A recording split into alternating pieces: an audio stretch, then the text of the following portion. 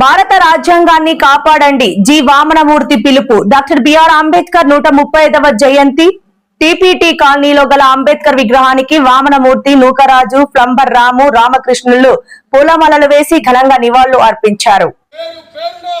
అంబేద్కర్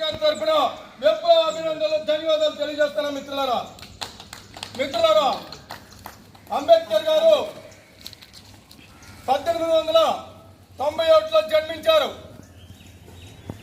జన్మించి ఇవాళకి 134 సంవత్సరాలు పూర్తయి 135వ సంవత్సరంలో అడుగు పెట్టారు. ఆయన ఇవాళ దేశంలోనే కాదు ప్రపంచవ్యాప్తంగా ఆయన్ని గుర్తు చేసుకొని పూలమాలలేసి నివాళులు అర్పిస్తున్నారు. ఎందుకని ఈ దేశంలో అంటరానితనం పోవాలి, అందరికీ విద్య ఉండాలి, కష్టపడేవాడికి పని దొరకాలనేటువంటి లక్ష్యంతో పనిచేస్తూ భారతదేశంలో 18 సంవత్సరాలు నిండిన ప్రతి వాడికి ఓటు హక్కు కల్పించేటువంటి ఘనత డాక్టర్ బిఆర్ అంబేద్కర్ గారికి మాత్రమే దక్కుతుందని చెప్పి ఈ సందర్భంగా మనం గుర్తు చేసుకోవాలి.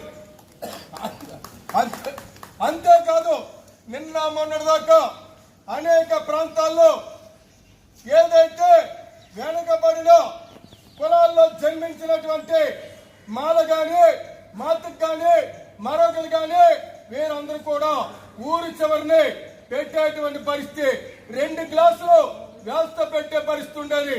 అటువంటి అన్నింటినీ కూడా ఇవాళ పారద్రోలడానికి రిజర్వేషన్ అనేటువంటిది డాక్టర్ బిఆర్ అంబేద్కర్ గారు పెట్టారు. ఆ రిజర్వేషన్ ఫలితంగా ఇవాళ అట్టడుగున ఉన్నటువంటి ఎవరైతే ఉన్నారో వారందరూ కూడా విద్యావంతులయ్యారు. ఇవాళ కలెక్టర్లు, రాజకీయ నాయకులు, టీచర్లు, డాక్టర్లు ఈ రకంగా రకరకాల వృత్తుల్లో ఇవాళ నైపుణ్యం పొందారు. అంటే ఆ నైపుణ్యానికి కారణం ఎవరు అంటే డాక్టర్ బిఆర్ అంబేద్కర్ గారు అని చెప్పి మనం గుర్తు చేసుకోవాలి. అందువల్ల రాబోయే కాలంలో ఏదైతే గతంలో రాజ్యాంగాన్ని రాసి ఆ రాజ్యాంగంలో ఏవైతే రిజర్వేషన్ కానీ ఓటు హక్కు కానీ అదేవిధంగా కష్టపడేవాడికి చట్టం కానీ అనేక చట్టాలు చేసినటువంటి అంబేద్కర్ గారు చేసిన చట్టాలన్నింటినీ ఇవాళ కేంద్రంలో ప్రభుత్వం తిరిగి దాన్ని మార్చేస్తుంది. మార్చేసి ఇవాళ పని చేసేవాడికి హక్కు లేని పద్ధతుల్లో ఇవాళ చట్టాలు చేస్తా ఉన్నారు.